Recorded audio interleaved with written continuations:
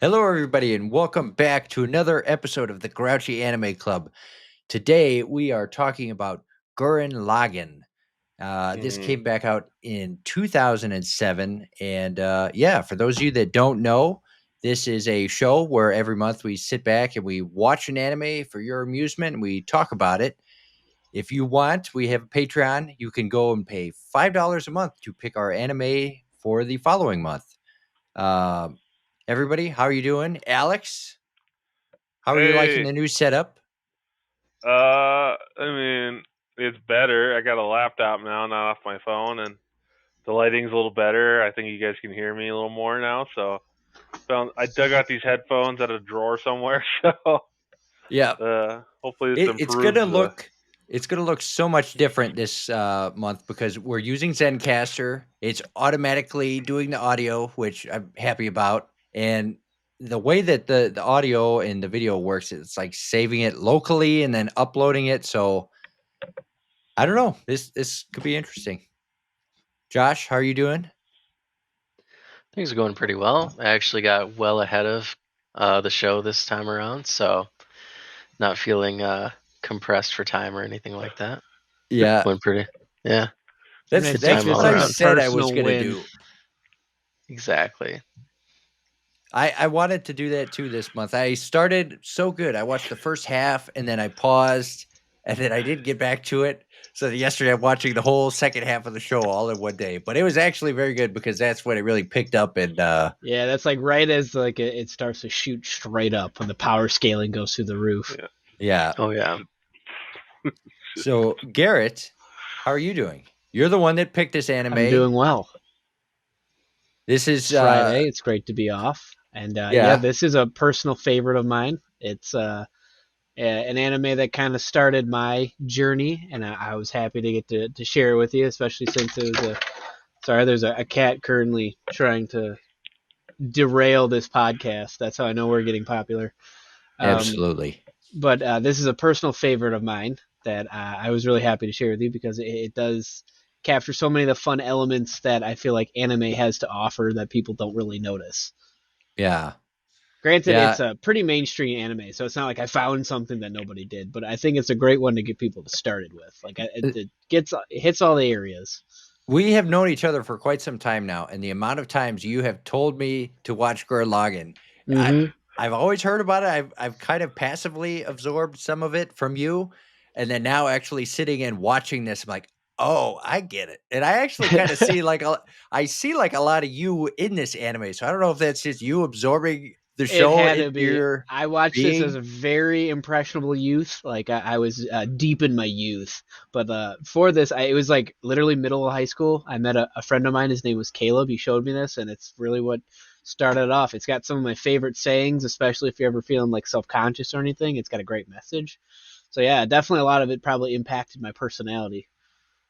Yeah, it was. Yeah, I'm very interested to dig into this, but next month, finally, it's Josh's turn to pick our anime for the following month.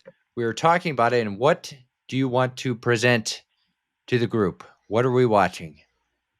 So I was kind of mulling it over. There's a lot of choices to choose from, but I think that Soul Eater might be the next one on the list. Okay. All right, let's go. It's another classic. It's funny you mentioned that because when I was watching this, I'm like, God, this show has some Soul Eater ass energy to it. And then you picked Soul Eater. Like, it's perfect. It couldn't be more perfect. So make sure you guys leave comments down below in the comments section. Next month, we're watching Soul Eater. So if you want to leave questions for us to answer for Soul Eater, leave them on this video and we will read them off next month. So I guess I was going to have us do the anime rating, but why don't we go ahead, Garrett? Why don't you describe this anime for people who are unfamiliar? What's the deal with this? The rules from which you informed me of is that I can't spoil things yet. So that makes this intro really hard because it's really hard to sell this show without talking about like the cool crap. But basically, we follow two characters by the name of Kamina and Simone. as they live their lives in a bleak dystopian future where humans are forced to live underground. You follow a character by the name of Simone the Digger, whose main job is to dig tunnels to help expand his community.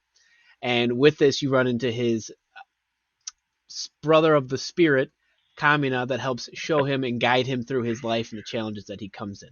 That's the non-spoiler synopsis. Okay. I think you did fair job, Alex. The power of friendship overcomes all. This is the power of evolution. I would beg to differ, actually. It is the indomitable human spirit. There it is. Yeah. That's what it is. It's the Roaring Twenties all put into an anime. So, with that being said, now we're going to go into spoiler territory. We didn't give you guys a lot of room with this, but I want to get into the meat of this. And as we talk, things are going to be connected. And this is just spoiler warning. Watch the show, come back, and watch the rest of this. I guess, why don't we start with our ratings just to get it started, loosey-goosey? Alex, what did you think? What would you rate this anime? We're doing out of 3 stars? Out of 3 stars. I'd give it a 3 out of 3. It's solid. It's funny. It's fast paced, and it keeps you on your toes, especially if you haven't seen it before. Because I remember the first time I watched it, I'm like, where's this show going? And where it ended up was not where I expected. Nope. Yeah, it kind of went the same way for me. Yeah, Josh, what do you think? What would you rate it? I think you give it a 2.5 or a 3. Very solid all around. Again, as I've never watched this before, so it definitely took a few turns that I did not expect it to go in. A few twists. A few twists, one might say. But yeah, a really good watch all around. And it's short. Yeah, absolutely. They packed a lot in there for how short the show really was. But yeah, super solid show. What do you think, Garrett? What would you rate Gurren Lagann? I mean, if I'm allowed to use imprecise, I gotta say it's real high up there. It's gonna be like a 2.9 for me. But since we're probably just doing bull numbers, I'll have to say a 3. It's just this one is such an anime that's so close to my heart. I even have like core drills. I'm not even kidding you. I have one right here. Oh, really? Yeah. Oh, wow. That is cool. I actually have like 2 or 3 of them. So like I absolutely have always loved this show. It's always been a top 10 of mine. I'm pretty sure it was the background on my computer for like 8 years. So like I'm definitely biased with this one. It's a 3 out of 3 for me all day. Okay. All right. And I'll have to agree too. I totally think this was a awesome anime, a 3-star exceptional anime. I really enjoyed my time with it.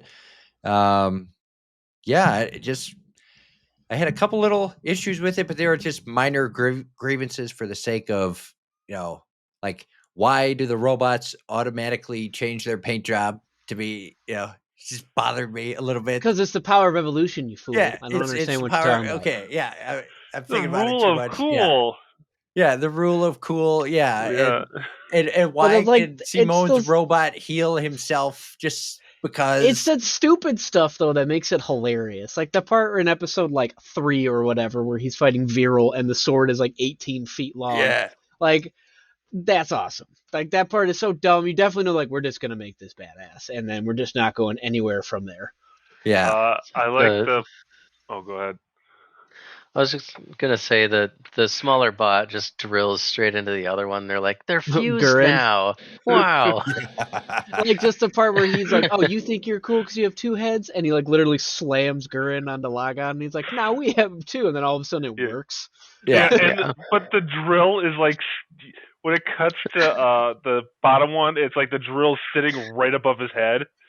And he's just like, or like... Yeah, he moves his head over to the side slightly just to avoid getting like totally spiked through the head. Or when they're hungry, it robot like opens. Yeah. Well, when they were hungry, though, they couldn't operate the robot because the robot was out of fuel because they were hungry. And it showed... like, if you watch the screens on any of the stuff, too, it shows, like, some funny stuff. Is like, when he finally gets some food and he drops it down the tail, it shows on the screen the food slowly coming down the drill. Yeah. Yeah, and like it shows it like hit his stomach, and then it gets like the bars of energy come up. And it's like woo. One of my things that really I thought was funny too was the hairball guys when they Little said pig balls. 16-faced. Yeah, the 16-face gunman. The hairball when they ran away, they're like, "Let's get out of here!" And it made like that Looney Tunes like running in place sound, like. And yeah, like it does like the spindle like legs where they like circle up. Yeah, like Warner Brothers Acme Studio kind of like sound effects. I'm like, oh my god, I thought that was really funny. That was a cool thing about this show. They didn't take it too seriously. Like I was just going to say that. I was having little issues with things, but really it's not about that. They had so much style. They didn't take it too seriously, and they just had a good message kind of all throughout. So that's kind of what kept me into it. I thought their design on the mechs was particularly like evident for that. Where like you'd have some of like the minor characters have kind of like dumb ones, and there's like weird ones where like it's Keaton where he's literally just a giant star. But then you get to like the anti-spiral stuff. You get to like Lord Genome, and then you also get to like Kamina and Simon's Gurren and Lagann. Like they're such highly developed, kick-ass looking things. Hell, Gurren and Lagann gets to throw his sunglasses as a boomerang weapon. Yeah.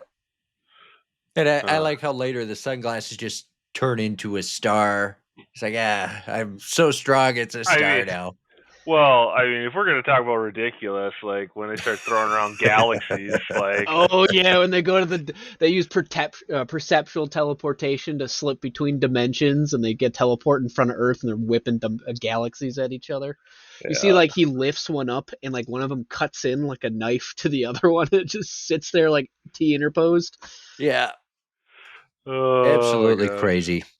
So what did you guys think about their message of, like, the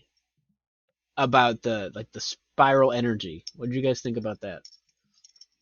Like, because you can definitely tell their connection between spiral energy is directly connected to Gurren's weapon of choice. I liked how they tied the spiral energy into the DNA, and it's ever moving and it's progressing, and I did think that was cool. They kind of changed it. Kind of. What do you think? Motivation later, right? You know what I don't know if you noticed, but the Spiral King or Lord Genome is when you space out, it's Lord Genome. Oh, I just forgot that. Oh he my like God. holds off the human. He keeps the humans underneath. He's the Lord, and like spiral energy comes from the double helix that they talk about, the DNA. Yeah. And I was like, that's a really cool thing that Lord Genome is what locks the humans in there, and then that's what they break through. I can't believe I did not. I just now got like genome. Like, oh my God. This was a very clever show. I think I accidentally left subtitles on. So I definitely saw that immediately. I was like, oh, hey, look at that. You're like, oh, that checks out. Now that I look at it. What characters did you guys connect with the most? For me, I wasn't really sure. I was going to, as a joke, I was going to say, Yoko, the bikini babe. Yeah, she's the one. But as it goes on, like, Kamina is actually really cool, and I wish she didn't die so early on. Like, I remember I was talking to you, Garrett. I'm like, I love this guy. He's great. He's in the whole show, right? And you're like, yeah. And then the next day I watched another episode. He died. I'm like, oh, yeah, because you told me he's at episode 7. He's like, so he's in it for a while. And I was like, yes. I don't know how to tell you this because I remember it was Kamina too. When I grew up, he was always my favorite. He was the first anime I really watched where there wasn't like an annoying love triangle that really impedes it from like a 3-way standpoint. Like Kamina, you can tell, is all about like his blood brother. He's all about protecting Simone and making sure he's taken care of, and you can see he makes it a priority like several different times. Like the first line he's like introduced, he says, "Don't worry about these chicks, Simone. They're pit chicks," and like he makes fun of the girls that were talking bad and making her character feel bad.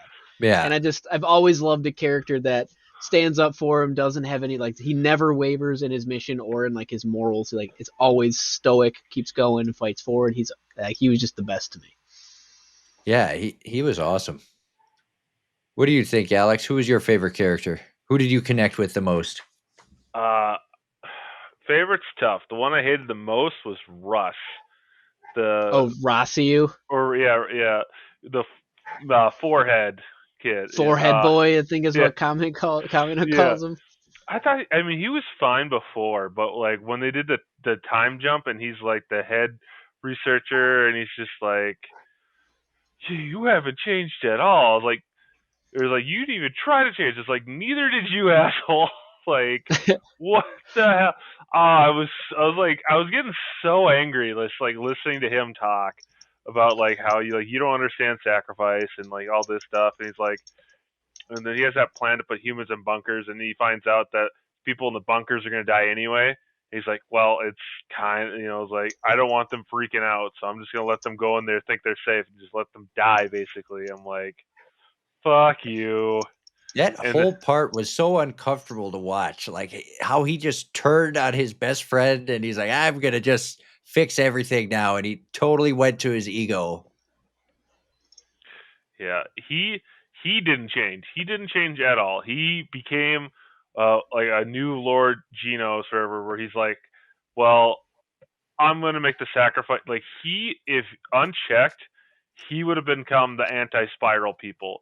He would have been the guy who put everyone to sleep to make sure that, like, to ensure the survival of humanity and to protect the universe, because you need to make sacrifices like this to, like, to survive, kind of thing. Like, he can make the tough calls, but like, it's because he's like, if you think about it, him and the anti-spy are kind of like the counter argument, because Simone and Kamina and Team, what's it, like Super Dai Gurren by the end of it, whole mission is to push forward, they even say it in the show, be better than who you were just a moment before. Inch by inch, we make ourselves better for tomorrow.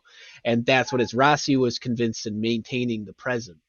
So you really get to see the difference. Like, sure, you have parts of Simone, and I don't know if you guys picked up on it, but in the beginning, it's like an alternate reality where Simone's kind of like evil. Because you see him, he's like attacking dimensional waterfalls and things like that, where it just shows you that progress, despite being for goodness sake, can go in two different ways. But ultimately, locking yourself down doesn't result in anything. I'll have to go back and watch that again. That was at the beginning of the show?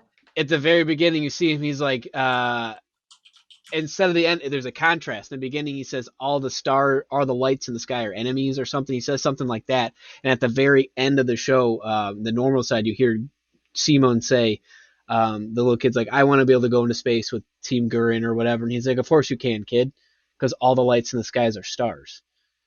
So he's being hopeful. In the first one, it's kind of like a negative, ominous feel where he's like, all the lights in the skies are my enemies or something nuts. I'll have to look at it real quick. Okay, yeah. So you sold me. I definitely will watch this anime again. Yeah, yes. It's a good one. There's a lot of stuff. Yes.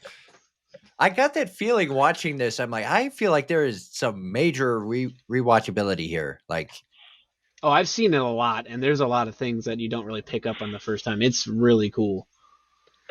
I guess now that you mentioned that, it reminds me of Fooly Cooly in a way where it ends in a certain way. I'm like, okay, now I need to rewatch the whole thing again. Josh, do you have a favorite character?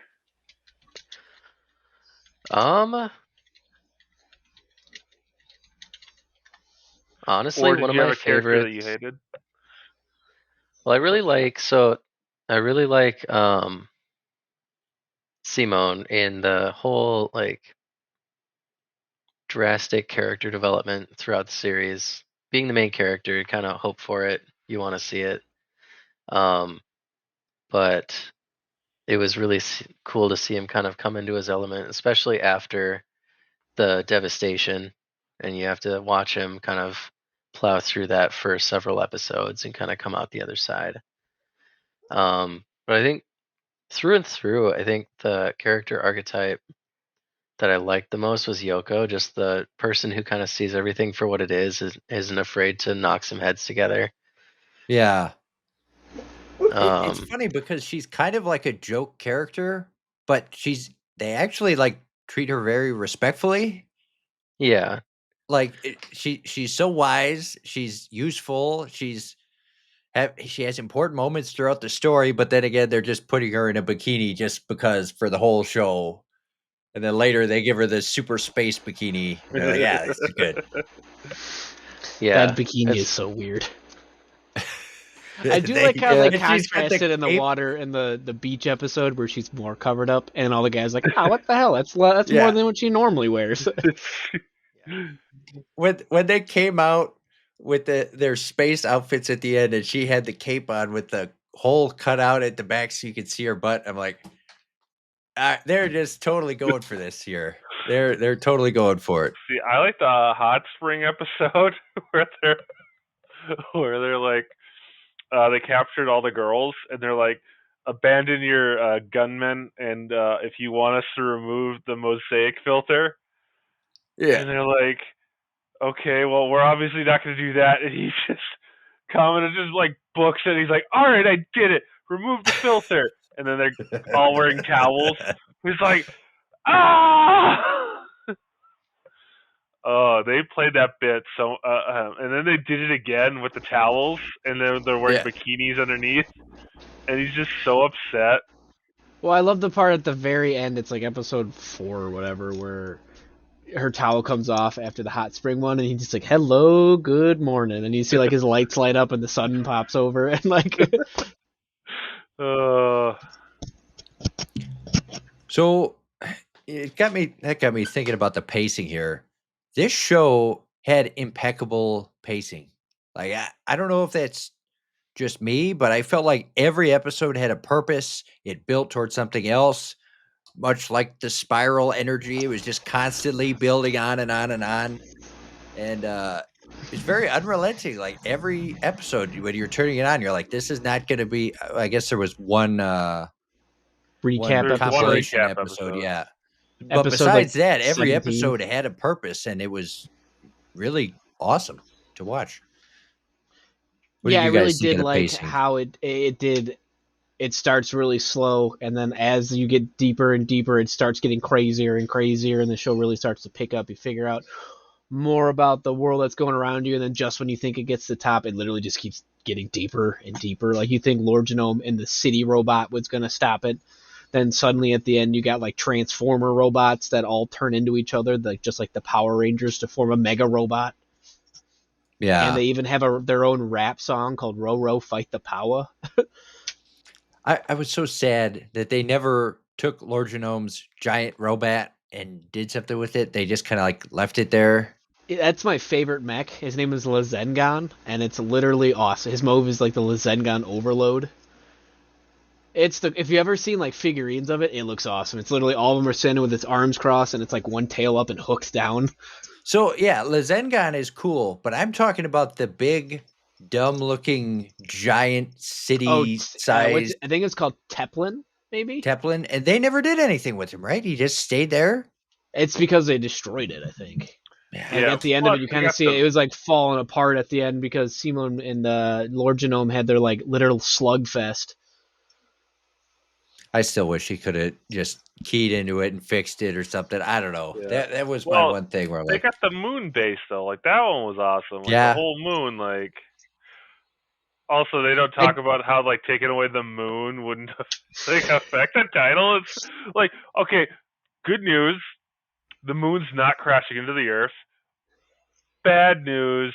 We no longer have tidal forces, so the oceans are going to be a little messed up. I think this whole Earth is probably so screwed up already with everything that's been going on. Also, if they can make giant robots that can go into space, I'm sure they can throw some kind of moon out there for some stuff. At the end there, the one weird big-lipped like gunner guy literally shot bullets that hit based on the possibility of hitting. Yeah. It's like how he like literally can't dodge it because he shoots probability missiles, I think is what they were called. Yeah. Well, because like their first solution was like, all right, we're going to shoot into the past and the future, so they can't possibly dodge it.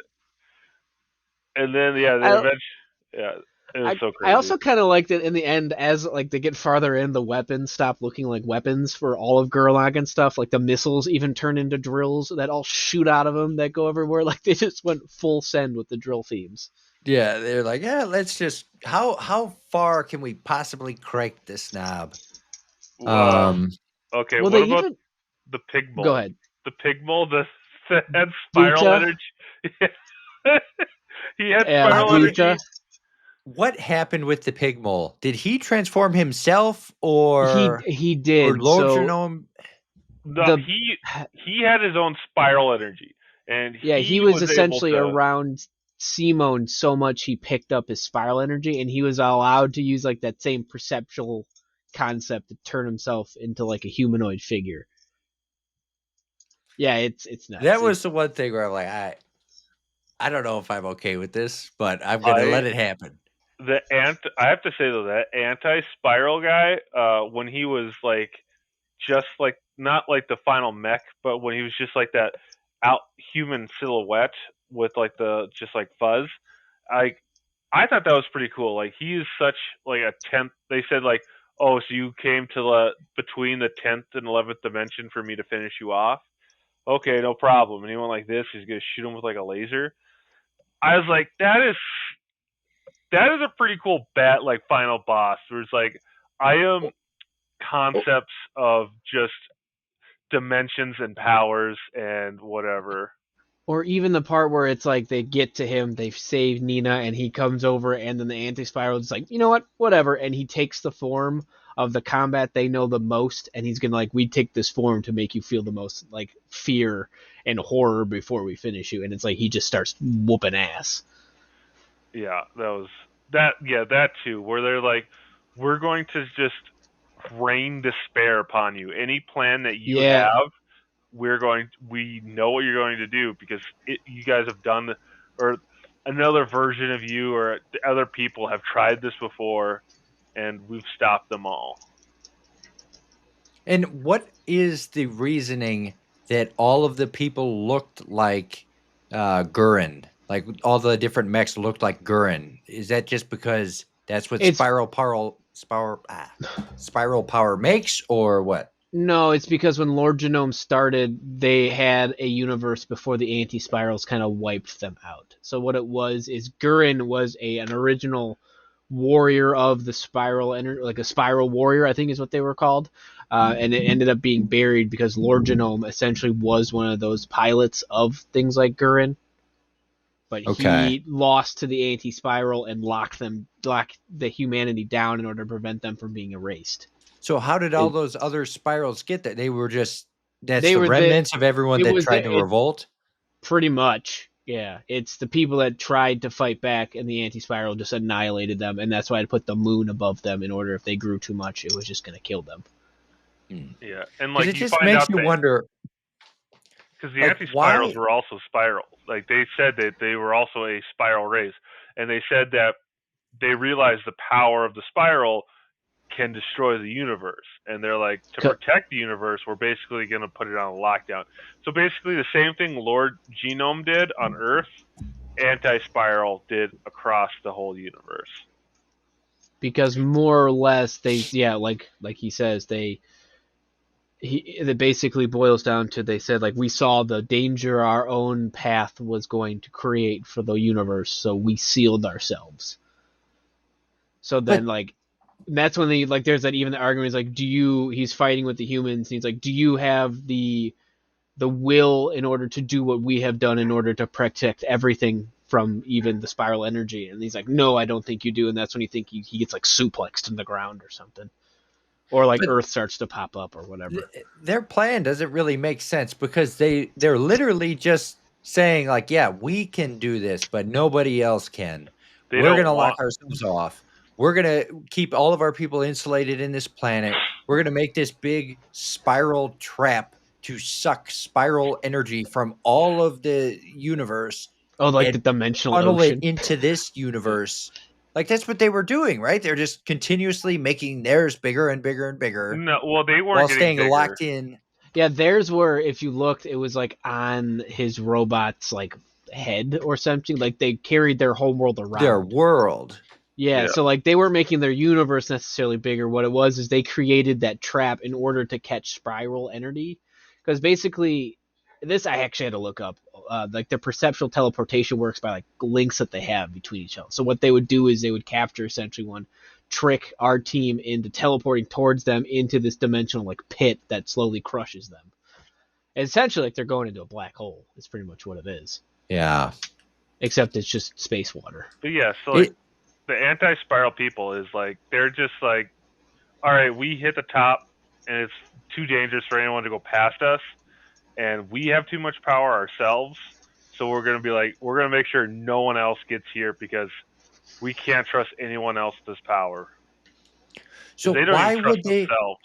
So why would they not just come and cut the Earth in half or something? If they know Well, there's spiral energy because there, they don't want they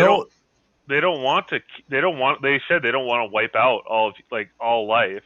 They just don't want life to evolve. They just want, kind of like what Garrett said earlier, like they just want like to preserve the present. They want to make sure that people can live their lives without the spiral energy running out, because they fear this evolution. They fear tomorrow, so they want to lock in today. Yeah. So when they died, they said, because like when that guy finally died, he said, now that you've surpassed me or whatever, please protect this universe. Yeah. I don't know. I get where he's coming from, but I just think it's weird because you know that by allowing them to live, somebody will come to confront you. And it's like you just know you're always going to be better than the constantly evolving people on all these different planets. Why would you not just, not that he should wipe them out, but from his logic, you would think he would just kill all spiral energy. Well, they did though. In his defense, though, he was kind of like slapping bag for a real long time. Because you even see like at the end where they all yell Simone at the very end of it, like all the other universes started like hailing them and saying like there was like millions of places that were under their control. So they were doing like a great job of kicking ass until the fucking Energizer Bunny Simone showed up. Yeah. He was literally like broken. In their sense, he was like if Jesus came back fused with Goku. Yeah. Yeah. What do you guys think of how they handled the characters? This is a thought I had as I was watching this. They killed people off, they took people off the board, and they kept them relevant for the remainder of the show. I've never seen an anime that has done this so good before, where it's like in Dragon Ball Z, they kill Goku and they bring him back. Or this character is just forgotten about and is never, ever in the story again. Where this, like, the two examples I had were like Kamina and the Spiral King, and then Viral. They kept them in the story over and over again. They would take them off, bring them back in a different way, or just keeping it Viral, around. I think, is kind of cool because, like, in a low-end sense, his is essentially a punishment because he was getting like questioning Lord Genome and like why humans need to be go down if they can pilot these mechs so amazingly and things like that. And the Lord says, well, from now on, you're gonna be punishment is just to watch. Like you're gonna be always there. You're gonna be Viral the historian. So Viral is just unable to die, pretty much, constantly living throughout all this. But you always get to see his like he gets thrown in jail, kind of grows up, and then you even get to see Kamina's impact afterwards. You even see like in those things, Kitan gets brought back up. Like all the main characters get used to push that evolution and that drill symbolism home.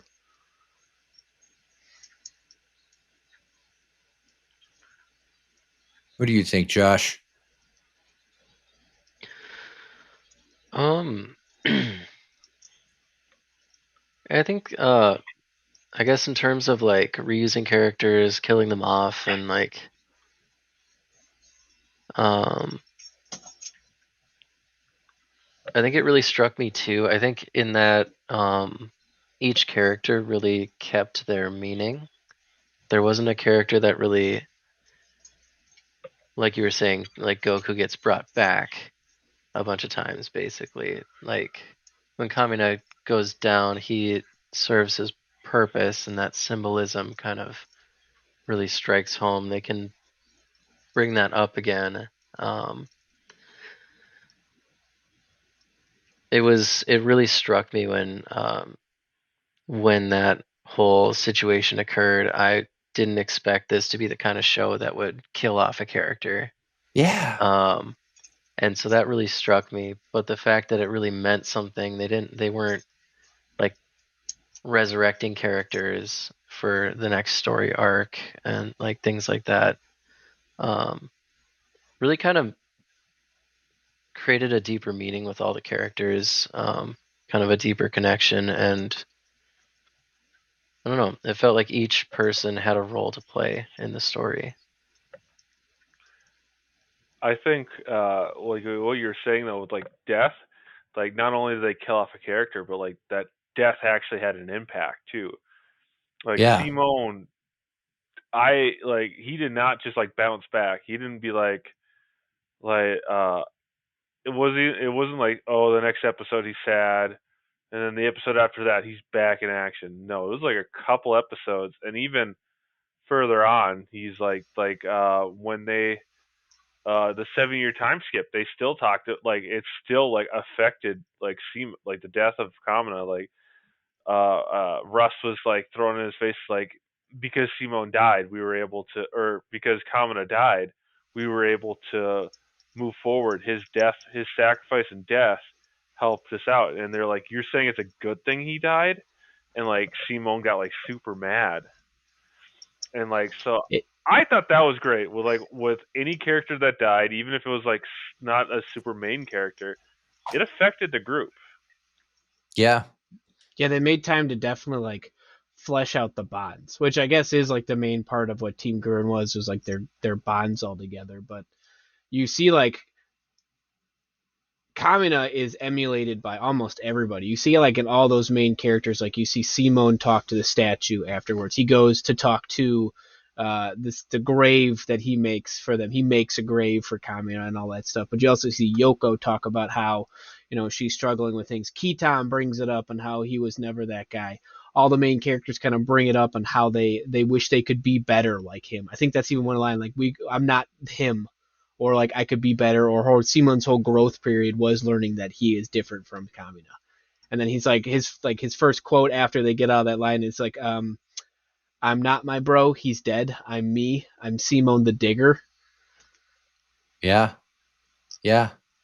It was sad. When they were tearing his statue down in the city, I'm like, oh man, why do you got to do that? Yeah, take out that guy. What did you think about? Oh man, what was I gonna say? Well, I mean, the part that I was kind of questioning is what you guys thought about is what did you think about the messages that they had in there? Like Kamina's whole message of, he starts off with "Don't believe in yourself, believe in me, believe in the Kamina that believes in you." And like as you see like Simone grow, he finally starts to realize what he's talking about.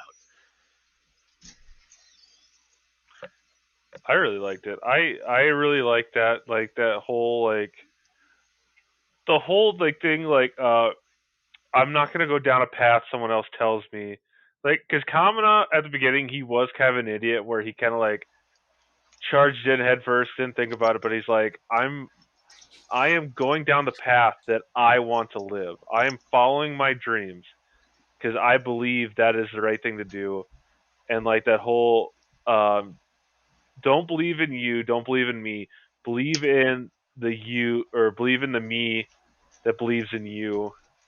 And I was just like, that's so cool. Like, live to your full potential, like power through, just do the best you can. I don't know. It's super great. I have to say, I do love how that starts, where he's like under the power, and he's like, "I don't know if I could do it, bro." When he goes to turn on Gurren, he's like, "Don't believe in yourself," and then comes like, "What?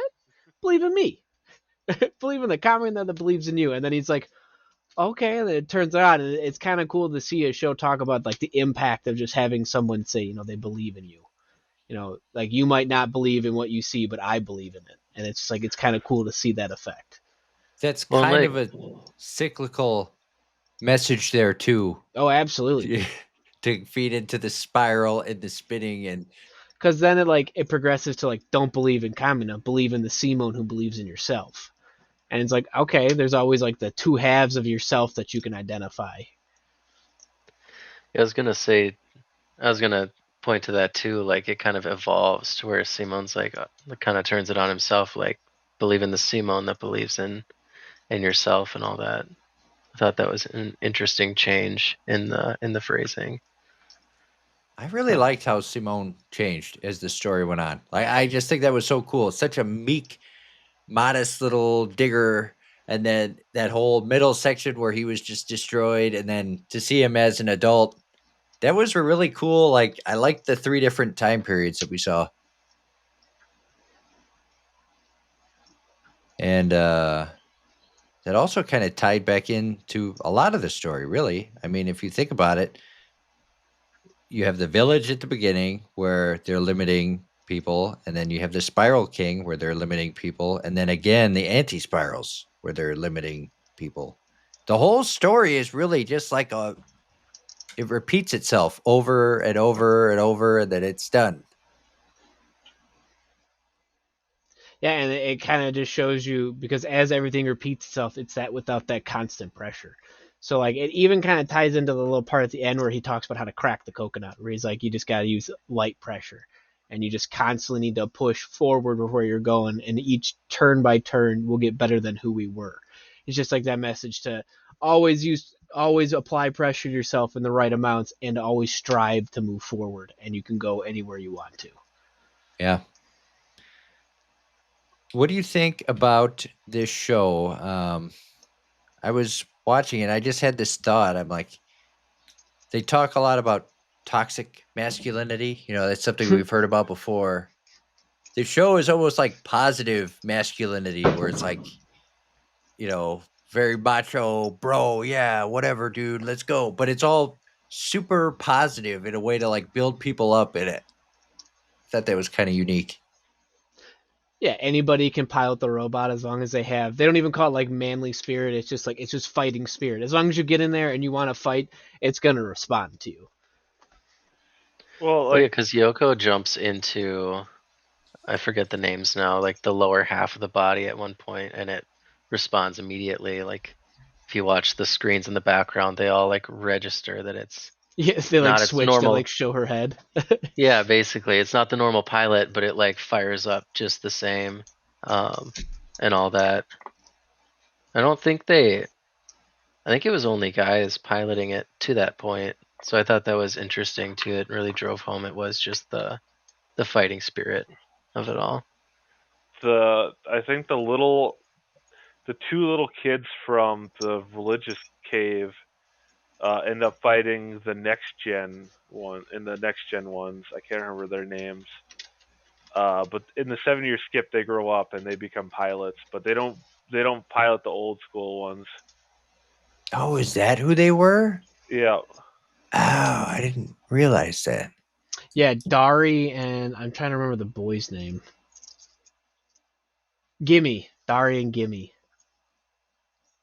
So yeah, those 2 end up growing up to be the pilots that actually, if you watch all the way to the end, they end up getting to pilot Gurren Lagann. Simon gives his keys to Gimme. Oh, nice. So they end up piloting it, and that's kind of who you assume is piloting at the end of the show, where you see Simon looking up at the stars talking to the little kid. Because I think he's like in his 50s or something. I think that was like 20 years later or whatever. Yeah. What a great show. What a great show. I really love this. This is the first anime I've watched in a long time that I have really connected with. Again, going back to Soul Eater, that was the last anime I watched that really connected with me. So I think I'm going to add this to my list of favorite anime going forward. But Garrett, what do you think? Do you have anything else that we didn't touch on that you want to have us discuss here before we go? It's just a great show. I'm sad we didn't say our drills are the drills that will pierce the heavens. But other than that, no, it's definitely got some of my most memorable quotes that I would love to be able to whip out in daily conversation, but I definitely use in my home life. So I can't recommend this show enough. I'm happy you guys liked it for sure.